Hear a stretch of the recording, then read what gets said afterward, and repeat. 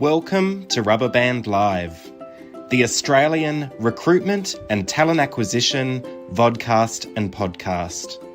I am Eden Haddock, your host and the creator of Rubber Band, the recruitment network for all. Let's go live. And we are live. Welcome viewers and listeners to today's episode of Rubber Band Live, which is in graduate recruitment. Yes means maybe. Learn how to win the hearts and minds of early career talent. Now, before we begin, I would like to acknowledge the traditional custodians of the land that I live and work on, the Wadawurrung and Dja Dja Wurrung people. I recognise their continuing connection to the land and waterways. I pay my respects to the elders past, present and emerging, and I would like to extend this to all Aboriginal and Torres Strait Islander people. I am incredibly fortunate today to be joined by the amazing Tim Way from the Career Conversation, and we are going to be talking about graduate recruitment and learning how to win the hearts and minds of early career talent. So Tim, thank you so much for joining. How are you? I am great, Eden. This is equally wonderful to be here, ticking a bucket list item to make it onto Rubber Band. So I'll be having a glass of something special tonight. So thanks for having me. Wonderful. So great to join you. And everyone out there that is watching, whether you're watching on LinkedIn or YouTube, we do have a comments box. So pop your comments in that chat box. They will feed through to us and we'd love to answer any of your questions that come through, any comments that come through, or even just pop up your name and let us know who you are. We would love to see you today. But thank you so much, everyone, for joining. Now, Tim, I always think with any stream that I do, I think it's really important that we get to know you a little bit to start with. So, Tim, can you tell us a little bit about, yourself and your career and all of the wonderful things that make up the Tim Way that I see before me today? Of course, very happy to share that. So I'm coming to you here. I'm sitting in Melbourne. Melbourne's sort of home city and town for me. I'm 52. I know you and I don't look a day over 30, but that's the reality of age creeping up. I'm a dad to an amazing teenager, 14-year-old girl, a wonderful wife who also works in HR. And career-wise, I started, my first career was in the services. I was in the army, funnily enough, and did that for a few years over in the UK, fell into a RPO company. That brought me to Melbourne after a few years. Then I went to Asia, lived in Asia for 10 years and worked in sort of talent and HR roles. Through that, I've always had an interest in the career and really enjoyed that aspect of it. And I was getting fed up with making thousands of people redundant over in Asia. And came up with the Career Conversation a few years ago, and that's evolved. And it's a great little business with a fantastic team that I'm involved in running now. Fantastic. Well, I can't wait to hear more about it. Loving seeing you there. Belinda, thank you so much for introducing yourself. Belinda Sanger from Better Health Network. You're loving your lunch and learn. So great to see you, Belinda. Thanks for joining today. Look, let's talk more about the Career Conversation. So, I suppose what I really want to delve into is really around the Career Conversation, the knowledge and expertise in graduate and early career engagement. So, what do you guys do? Yeah, look, our heritage wasn't that. So it's in our name, the Career Conversation. And I'm not going to try and give some sort of pitch here about what we do, but I guess where our knowledge sort of evolves and our heritage comes from. We started by creating short form content to help people navigate career conversations, think candidates and hiring leaders. And that's where we started a few years ago. And companies said, great content, but that's not my problem. How do I get it to people? How do I, there's lots of content out there. How do I intervene and how do I support and help people at those sort of moments that matter? So it became really clear to us then we needed to learn a lot more about that personalization, timing, user experience, use of technology, all of those elements. And so we sort of doubled down and learned and spent more time developing those elements of a solution. And a customer then said, hey, this would be great to point at my graduates. Could we use this to keep my graduates warm? That was a few years ago. And we said, great. So that was our sort of start, heritage, and entry. And then another customer said that would be great for graduates. And of course, as you do with a small business, then you're like, well, we're expert in graduates. Of course, we weren't, but another customer and another customer. So we've spent more time learning about that audience. And now most of our work is spent in that early careers space. The essence of it is we've said, look, let's us understand the journey somebody goes on from the point of application through to getting ready for work experience, through to evaluating offers, through to getting ready for day one, through those early months. That's quite a winding road for an individual to go on. And so we've sort of learning and learned a lot about what's going on in the heads and hearts of early career talent as they go through that journey. And then how do we create the engagement, the content, the campaigns that support them as they're making their way through that. So that's sort of what we do. And we've got all of the elements and ingredients that help companies more easily go and have those sort of connections with them. It's such an interesting space, early careers. And I must confess, until perhaps 12 months ago, it hasn't been a space that I've really worked in. And recently, through the wonderful team at MaxMe, I have run facilitation for high school students. I've assisted an amazing recruitment agency called Blake Oliver Consulting with a graduate recruitment event in the insurance industry. I've spent a little bit of time with Lou from Brightworks talking about what she does in terms of internships. And look, it's fascinating because it really has evolved and changed in terms of our approach. So I'm really keen to hear from you as an expert in this field around, your perception of what the big trends are. What's happening that's changing how, I guess, organizations are approaching attraction, recruitment, engagement, onboarding, all of those things in terms of the talent acquisition lifestyle. Like what are you observing?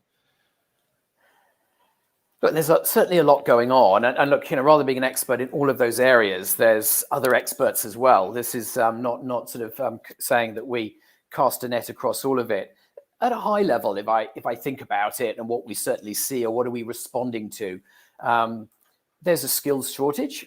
There has been for a while. There still is. And so organizations are grappling and working out, how do I staff my business? How do I have the skills I need now and in the future?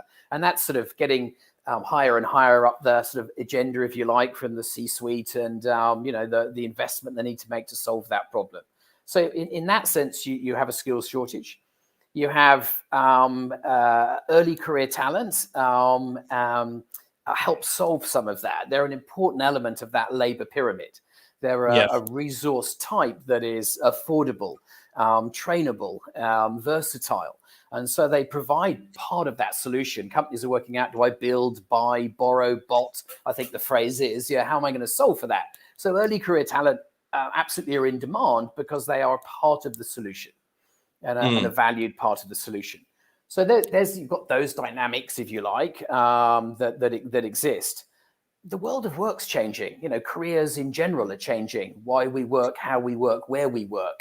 All of some of those elements, that deal that we have, that reevaluating the employment deal, so from an organizational perspective, that's changing. And early career people starting their careers have the same consideration. They're starting and entering the workforce, perhaps with some different views and perceptions and hopes and aspirations about what they want from work and from the companies that they're working for. So if you sort of put all those together, there's a lot going on. And I think that creates two things. You get opportunity in all of that and also some friction. So it's a really interesting space, sector, area with lots of moving parts to it. I wouldn't claim to be an expert in all of them, but there's certainly a lot happening there. And at the backdrop to it, you've got a resource type that's in demand, has choice and options about what they're going to do and want to do, and organizations that are also sort of grappling and changing shape and evolving a little bit in relation to what they offer and how they offer that. So, yeah. Yeah, it's really interesting. And, obviously I run a online recruitment network group. I'm a big part of, and I love another group, which is called Grad Hero Hub on Facebook. hats off to that team. It's an amazing group. But one of the things that I see a lot is, I guess, people discussing how they tackle, I guess, graduates reneging offers. And, you mentioned that early career talent do have a lot of opportunity out there. They're less laser focused on, this is the one organization that I will move forward with. There's graduate recruitment everywhere. There's opportunity everywhere. It's something that's quoted a lot. It's reported a lot. We read a lot about that. LinkedIn content, you see it a lot, reneging offers and have the frustrations around that. Like, what do you feel about that? Is that something we need to be focused on? Is it a big consideration? Yeah, it's interesting that you say that. It's certainly the metric that people seem to grab hold of, or a metric that is often sort of quoted or referenced, and you can, and talked about. In some of the work that we do, particularly around some of that sort of keep warm or in that engagement activity, it would be wonderful for me to sit here and say I can guarantee, or I can give you some surety that I will move the needle on renege significantly down. That's what people want. Yeah, that would be music to their ears, and it's black and white from a business case perspective as well. So if I could do that, I could sort of tick and say, hey, Nirvana, happy days. And look, it's certainly a sort of a consideration of something that you want to aim for, but I think there's more at play. If you look at the graduate as the buyer, so that's what sometimes we do. We look at it and say they're the buyer. Their buying journey is different. The buying experience and journey that they're going on. You mentioned it there. Choice. They have choice in lots of things. Choice about where they're getting their information: first hand, second hand, third hand. Choice about when they start. It's not just on graduation. Some people are starting earlier than that. Choice in relation to the nature of sort of companies they might consider. It's not all corporate graduate schemes. There's many more jobs that are early and entry level, if you like, early career level for organizations. Not everybody wants to go onto a white collar graduate scheme per se in its own. So there's a lot of choice for them that's there. There's lots of opportunity. It's easier to apply. Make the experience one click. So that somebody can just look at it, click and apply, and then be frustrated that they've clicked 5 times and applied to more places. That's what happens. As a result of that. And so it stands to reason. People are gonna it's easier and perhaps easier to sort of find, explore, apply, be considered for more options and opportunities, and carry on evaluating as well as you're going. I think giving a yes, and that's in our title here, giving a yes to an offer perhaps doesn't have as much conviction, emotional tie that it may have done X years ago. It's a step in the process. For not everybody does that mean that I've fully bought yet. It's a bit like, imagine being able to sort of sign up for 3 holidays and then decide which one you're going to go on. Yeah, right. Yeah. Without any recourse, without losing your deposit or anything else like that, And during that time, then, what do you want to do is find out which one's right and best, etc. And people are influenced, yes, in what they hear about the brand and a company and an organization, of course. But there's also other factors. Salary things particularly might change. A friend might make a decision to go somewhere. All these sorts of things are factors for individuals. I think organizations are trying to, source from more diverse channels, different universities and colleges, etc. So all of those things are factors. I think really, therefore, rather than how do I remove reneges, it's kind of the question is a little bit more, how can I help people earlier and more quickly make a better decision, make the right decision, and how can I then make those that have, if I'm the person they've made the decision about, feel comfortable about sticking with that, that they've made the right one and stay with it. That's kind of a little bit more of the focus. Well, look, it's really interesting because I think a lot of what you covered there, it's a hot topic in talent acquisition full stop, or recruitment full stop, when it comes to candidate experience and how people move through the candidate life cycle. So, what are they looking for? Like, what help, support, information? What do they want as they're going through that process? important to them? I mean, it's not to try and simplify it, but there's two emotions, dominant emotions that, we validated this through lots of questions, but you probably didn't need to. It's kind of to a degree obvious but two emotions that graduates feeling as they're transitioning from that sort of campus college to the workplace. They're excited and they're nervous. And maybe that's blindingly obvious. Yeah, they're pretty common, I guess, for anybody that might be starting a new role, is likely to experience those two emotions, being excited and being nervous. The difference, and I'd say the couple of the differences is they haven't experienced it before. You're my age, and I'm like, hey, I'm starting another job, and it's my 6th or 8th or 5th one on my journey of my career. I've been through that cycle before.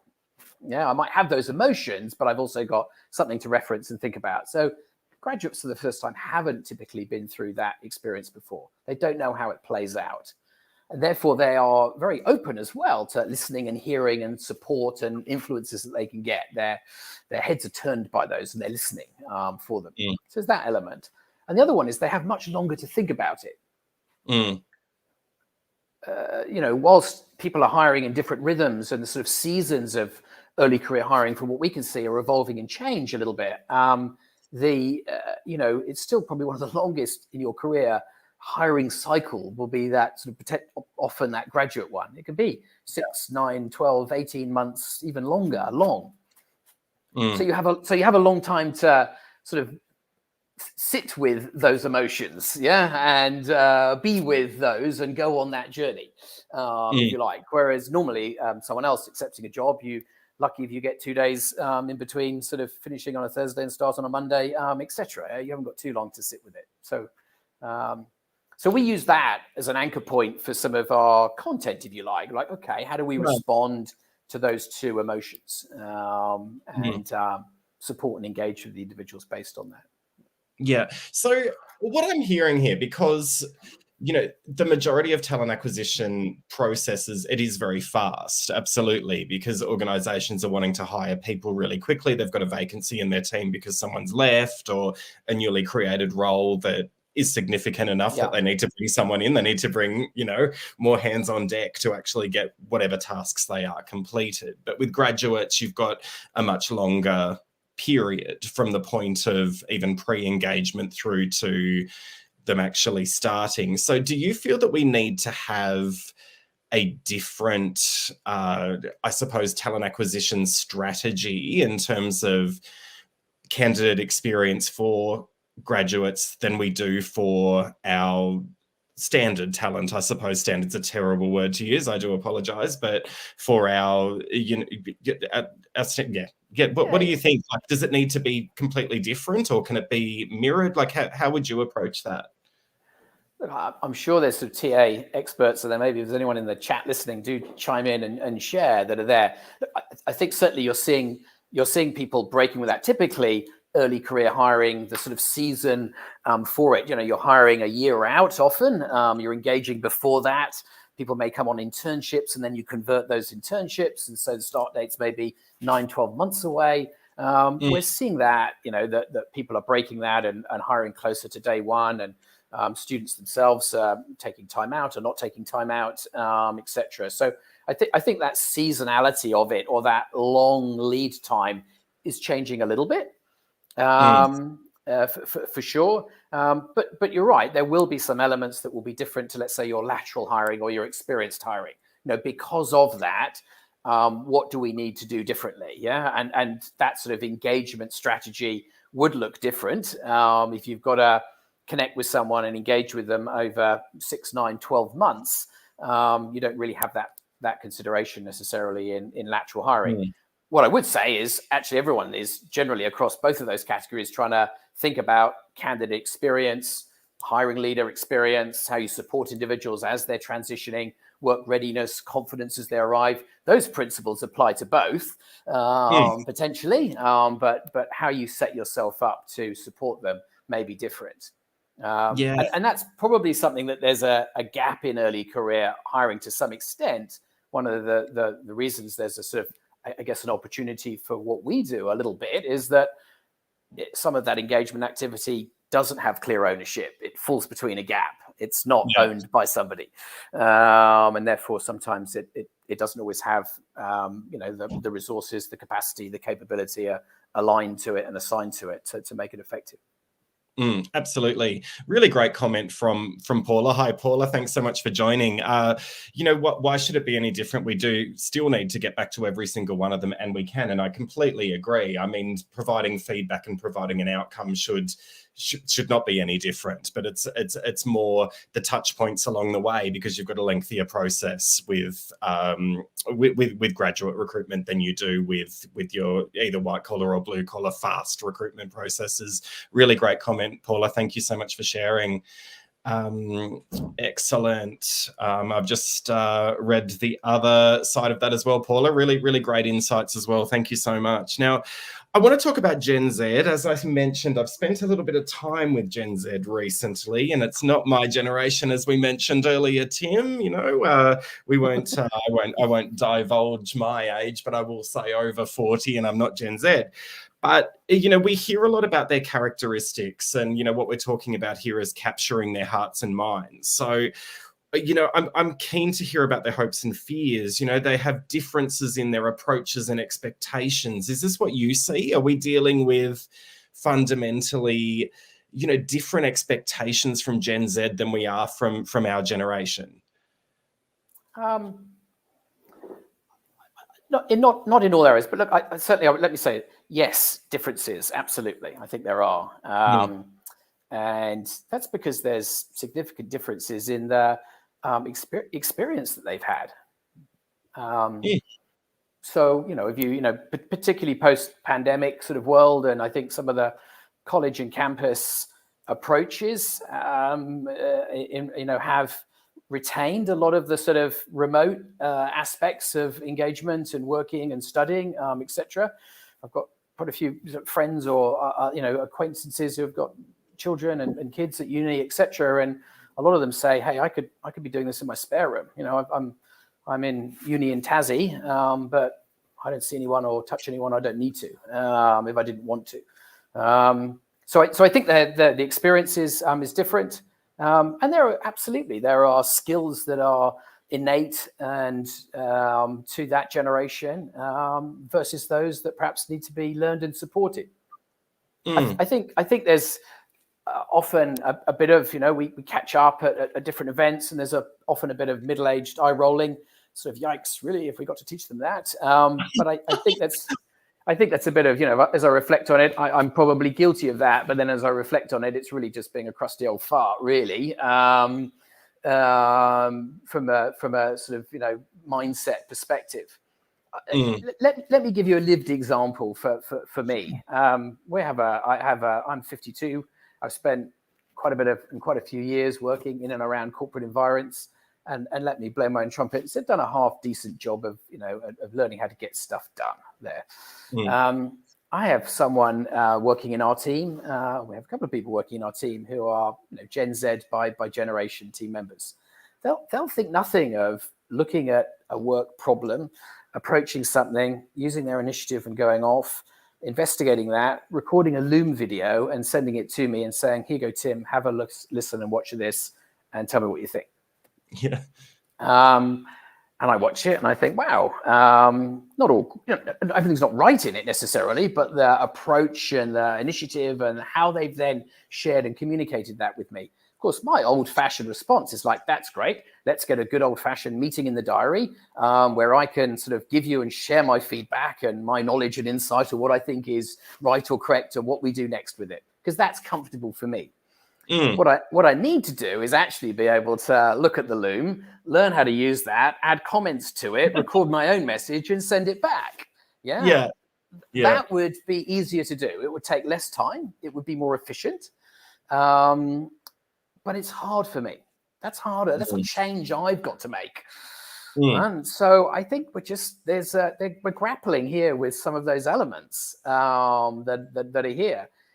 It's great, and I feel good about being sort of pushed and forced to do that. I think my resistance to that change may be greater than their readiness to learn new things and pick up some of the etiquette elements and etc. that they haven't experienced yet. So yeah.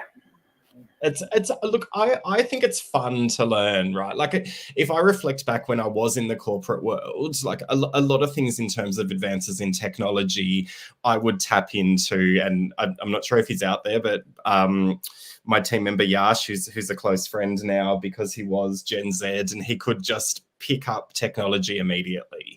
So anything that needed enhancement or improvement, or anything that I needed to tackle that involved technology, I would say, could you have a look at this? Because I've got nowhere to start. And now that I'm on my own and having to pick it all up myself, it's really exciting. So I think we need to be more comfortable, as you said, in terms of our mindset, and kind of change our approach and embrace the technology that Gen Z embrace and the way, they like to work, because we've got to have a growth mindset as well, right? And I think it's really, really important. I really love a comment that's come up from my lovely friend Alana Bennett. Hello, Alana. In terms of connection and relationships, Alana mentioned that we're in a loneliness epidemic, and we really do need to intentionally craft experiences that connect grads to their peers, leaders, and organisation, and that can have a huge impact on engagement. What do you feel about that, Tim? Yes, I mean, one of the absolutely. I'm just reading it as well. One of the things, we do lots of validation and questions and ask what else, or what is it that you want, if you like, what's important and valued to you. And one of the things that comes through high on that list all the time is connection with others. They want to be connected to the group of individuals that they're starting with. They want to be able to see, feel, hear, engage with that cohort. Sounds easy, but it's still quite hard to organize, or for some organizations to feel that they can, in a safe way, put them in an environment where that can be done. And I love Alana's point particularly there too, about the sort of manager, mentors and buddies, the relationship that they have and the role that they have there too is significant. And again, makes sense to get the purpose and practice and conviction into that is still quite hard. Anything involving sort of some leaders and others, we find there's still just sort of barriers to time to make some of that happen. But really good points. Absolutely.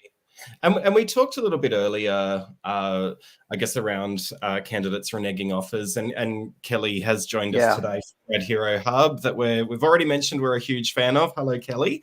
Talking about when grads accept multiple offers and tell each employer that they are their first preference, all of that kind of stuff, and the struggle that, a lot of talent teams face when, last minute reneges happen.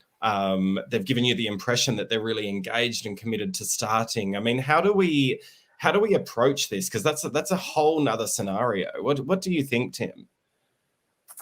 Yeah, look, Kelly, thanks very much. And Kelly, layers and years of experience there. And to that point, I mean, I don't have as they wouldn't either, a sort of magic wand of those. You're trying to almost give them the opportunity of choice there and say, look, for all of us, let's make it easy for you, or let's at least make it acceptable for you if you are evaluating and making a decision and changing that and not picking us. It's much better to know, and frustrating if you're then sort of told, or you certainly have a belief in something, and someone sort of changes the behavior there. I think, there isn't. So there's no point in me sort of saying, hey, there's a magic way of solving that. I think what we're talking about here, all of that, though, is that consistency of engagement with them. I think that certainly provides more of a place, an environment, a forum where you are more likely to sort of flush that out and create a sort of safe space and a relationship where you're perhaps more likely to be able to validate and understand that. We also check with some of our campaigns. You're able to see who's engaging with your content. There's no direct. We haven't done the data yet. Says a direct correlation, but we're able to sort of see who's engaged, see who's clicking, see who's connecting, asking some questions about some things as well. So we often try and sort of narrow the audience down with some of those campaigns, rather than 50 or 100 or 300. there may well be 20 or 30 that feel a little bit more disengaged, and perhaps that's a better or a smaller audience that you can go and engage and perhaps pick up the phone to. That's really interesting. And I love, thank you so much for this comment, Fiona Turk, and thank you so much for joining us today. We're talking about a generation that is very digital savvy, right? We tend to have an assumption that they like to engage using digital platforms. And Fiona's mentioned that there can be a challenge to create that connection if they're spread across the country. And virtual platforms seem to not work from an engagement prospect. So I think we often assume that they will work, and having the face-to-face or in-person interaction is less important for Gen Z because we know how savvy they are with things like social media and technology. But for some reason, they often don't seem to work. Like, what's your thought around that? Because that's quite complex, really. Yeah, a lot of our campaigns and programs have a balance. They're sort of digital first, if you like. They're sort of digitally activated, and the nature of some of that engagement has more of a sort of digital feel and flavor to it. And obviously that that does gives you the ability to sort of scale and connect with people in different places on platforms and forms and formats, etc. So you can tick certain boxes in being able to do that, but obviously then it is not as personalized, and people do want some of that human connection. I think there's a lot that goes on here. I'm coming at some of this from an engagement perspective, but if you think about that journey, the evaluation, the selection, the face-to-face events, the other elements. So there's potential for lots of human touch points as well. And I would certainly agree that they're valued by the graduate community. I spoke to someone in Tasmania the other day. She said, love the human, the fairs, the careers fairs, to be able to go along, speak to people, connect with them, directly have a conversation with them, etc. So it's going to be a balance. And I think part of that evaluation for any team or organization is like, okay, what's the journey that we have? What's our duration? Where are we with tools, people, physicality? Budget's always a consideration. Where are we going to spend our dollars and place our bets? And where is some of that human intervention going to be most helpful for us? Absolutely. Alana agrees. She's popped a comment up as well around balance. So designing for intention and to co-design with the grads to experiment in this space until you get that balance right. Alana, I think that's really, really sound advice as well. So tell me, Tim, we've covered off some of the challenges there. Like what are, in your mind, some key challenges for teams who are wanting to improve how they engage with their graduate candidates? I mean, is there anything else that our teams need to be considering? Teams are doing great things, period. So rather than saying, hey, there's lots of misses, etc. I think three that come through, and these are may apply in part or in all. A lot of some of the engagement activity that we find hasn't got clear ownership. You may in a bigger company have access to brand teams or EVP resources, etc. Most people have got stuff sort of top of funnel from a traction perspective, but that ongoing engagement, there is sometimes a question of who owns that. And I think there's quite a few individuals that are sort of picking it up as a side hustle. The TA team, that's part of our remit and scope as well. And that just means it's hard. If someone doesn't sort of clearly own it, or there isn't some accountability for it, it can be quite hard to generate and sustain the momentum and focus on that. So that would be one element of sort of ownership. The other one is content, curating and creating good content. It's hard. We all know that. I don't know how you find. You run a business and lots of different dimensions to it, and you produce some fantastic content, and to do it in the sort of the forms and formats that you feel are engaging to the audience. And it's tricky because it's sort of hard, but potentially not that hard, as well. Everyone's not too far away from producing great content as well. You don't necessarily need big production suites and videographers and all sorts of things as well now. Handheld, hold it up, record it, share it. Doesn't need to be over-engineered in relation to that, but just sort of thinking about the curation and creation and around that. That's a challenge.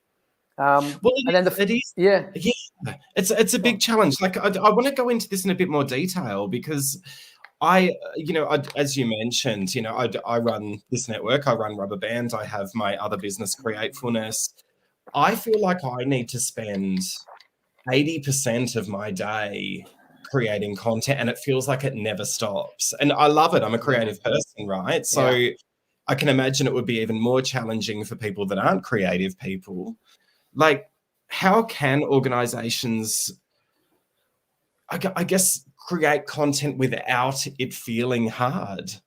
Like, how do we do it? Because it is really, if we don't have a marketing team doing it for us or a freelancer that we can afford to outsource to, it's endless. Yeah, it's I mean, one of the things that we've found as we've as we've developed through here, and to begin with, we had lots of content, and we're like, hey, we're going to stop just creating content. Over time, you learn a little bit more about what people want when they want it. So really, sort of your menu can narrow down a little bit. We often go back to those two emotions. I'm excited, I'm nervous, and use that as a bit of an anchoring point from a content perspective. I think the other thing I would say to in relation to content, it's quite sometimes to sort of overthink it. So let's take an example of picking one of those themes, excited. And you could think about your brand and say, okay, well, what is it that we do? What relates to our organization? What are some elements that we could bring to life that respond to that? Someone's excited about their career. We also know that someone going through that journey, if perhaps they've been accepted an offer and haven't started, we know that career is important. They know they want about career progression, advancement, learning, the culture of the organization, people, the elements that they want to hear more about. So you can pick one of those and say, how can we go and develop some content to do that? So I think sometimes it doesn't need to be long. Young graduates in your business at the moment are great and very happy to pick up a phone and record a message. If you think about asking someone sort of 3 questions that you could say, what are you working on? When was the last time you asked someone for help? And why did you ask them? Or what did you ask them? Yeah. And you just get a really honest answer to that. Yeah. And then you just package that up and share it out to people. And there's a lot of implied messaging in there. I love the sort of evidence being more valuable than a promise. So rather than saying we care about you or we do X, you could just say, hey, hear from such and such. Here's their journey. This is where and how they get help. And you can wrap elements around that and share it. Something that I will also share as a tip that comes through. We're regularly surveying and asking questions of graduates. The one thing, I've said 2 things that they talk about. The one that's top every single time is regular communication. It's the old chestnut that we all hear, whether you're a candidate and another here, or whether it's the bank, or whether it's ever. It's like, engage with me regularly. They just want regular communication. That sort of ghosting potential certainly exists. And if you've got 6 months that you need to keep engaged with them, or 9 months or 4 months, if you can try and say, okay, what are my moments in there? Or is it every month that we're going to engage with them, and stick with doing it on a monthly basis? They really, really value regular engagement. I don't know, I still haven't worked out whether it was a great quote or not a great quote from somebody in one of those surveys that said, thanks very much. I love the campaign. I didn't look at much of it, but I felt that I belonged to something, and I knew I was valued and I mattered because it was arriving in my inbox. Yeah, right. I'm never quite sure how I feel about that one, but well, I'm like, the point being, I knew that I mattered and something was there, etc. So. Yeah, because you generated that connection. Yeah, and absolutely, I agree. We had another comment from Bodine, and in terms of the first time making any particular content can be really overwhelming, and I completely agree with that. I loved a comment that Alana talked about in terms of experimentation, and you talked about not necessarily having to over-engineer, and that can be the really hard part. it does take a lot of time. It takes a lot of money. I mentioned, my experience, it's probably 80% of my day is spent on creating content. Like, where do you think the evidence is that running those activities or spending all of that time or spending money on improving your engagement, where's the evidence to say that's going to have an impact?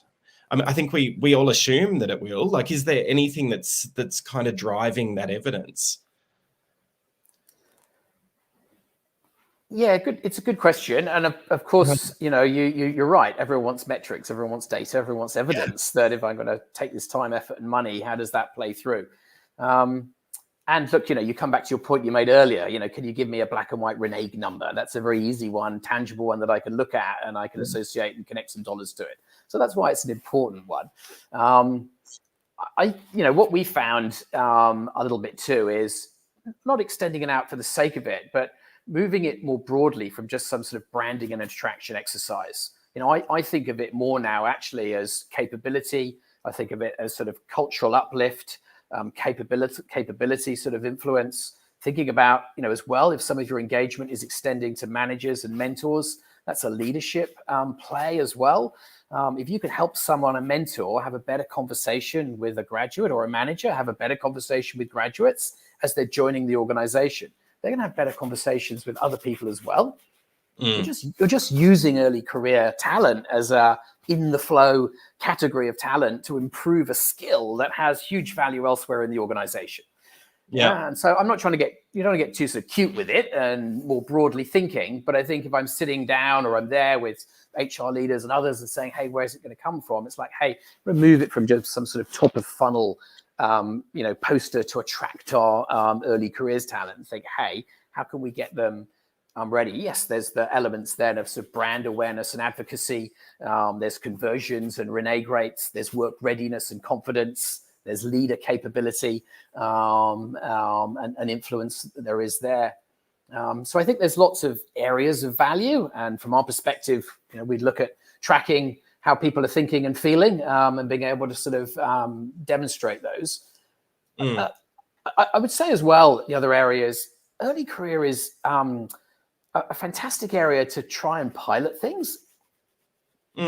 And, one of the things in doing this, and I think a great comment earlier, sorry, I'm just going to scroll up so I can make sure I reference my name. Paula, thank you. Paula made a reference there to Emborder and Employment Hero. A lot of the campaigns we run, we use Emborder to distribute that content. Customers that have got Emborder, customers that haven't and don't want to buy technology. We include it as part of our solution. And through that, you're able to capture some great data and insights. And part of that is sort of, don't try and solve for it all. As they're working their way through the journey, ask the graduates, what are you thinking and feeling at the moment? Yeah. What would you like to know more of? You just ask the question and you then respond to that. So rather than having to sort of be so clever and design all of your content or think about that, just keep having those sort of regular little check-ins, and you learn a lot about what's the journey that they're going on. And I think those insights as well feed into other investments that you'll be making. Before you spend hundreds of thousands on a big attraction campaign or something else, you can capture data insights, what's cutting through, what do they like, what are they engaged with, what are some of the themes and content, etc., that it works and resonates with them. And that really helps you do that without having to spend fortunes, perhaps before you're placing bigger bets elsewhere. Yeah, and I mean, look, it shows we do need to invest in our engagement activity, right? Regardless of how big that budget or how small it is. I think the days of running a graduate campaign and having an ad on Seek and hoping for the best are long gone, just like it's long gone in all talent acquisition. Yeah.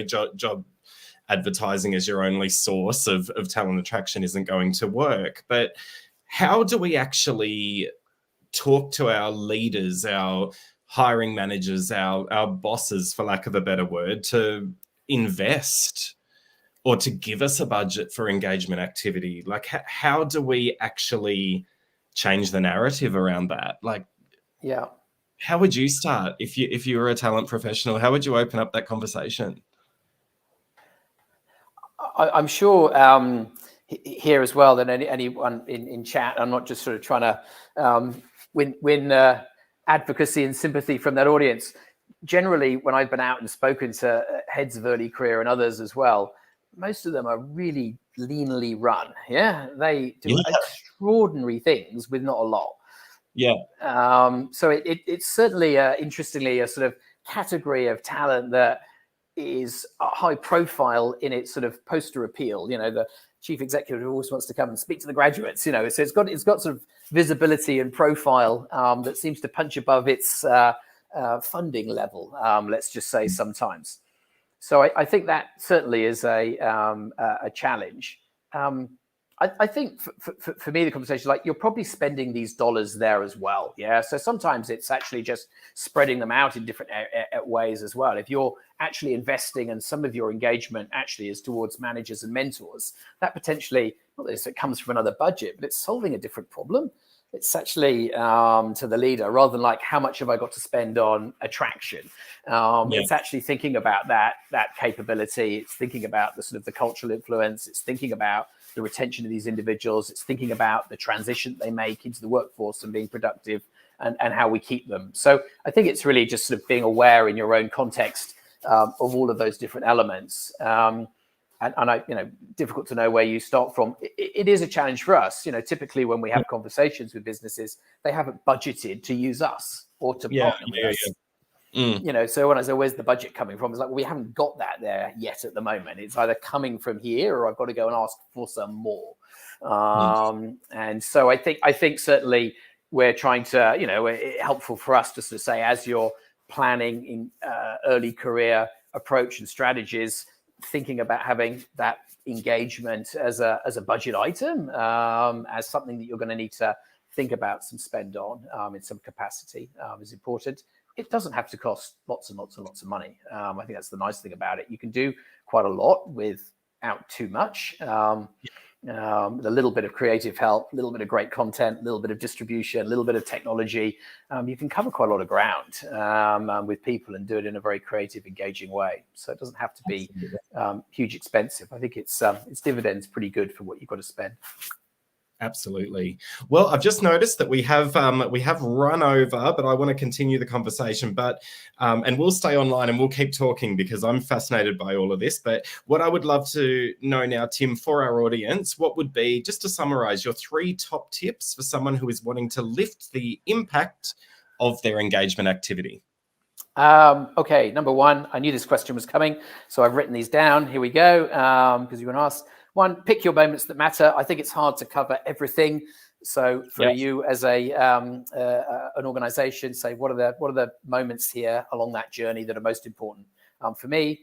Second one is pick your themes. Think about what I've said there. I think they're excited. I'm excited. I'm nervous. How can you respond to both of those emotions using elements and examples of your brand, your DNA, because it's all there. And the third one was then get a little creative and have a bit of fun. Get a little team together. It is engaging and interesting and fun, and get employees sharing stories. So those would be the 3.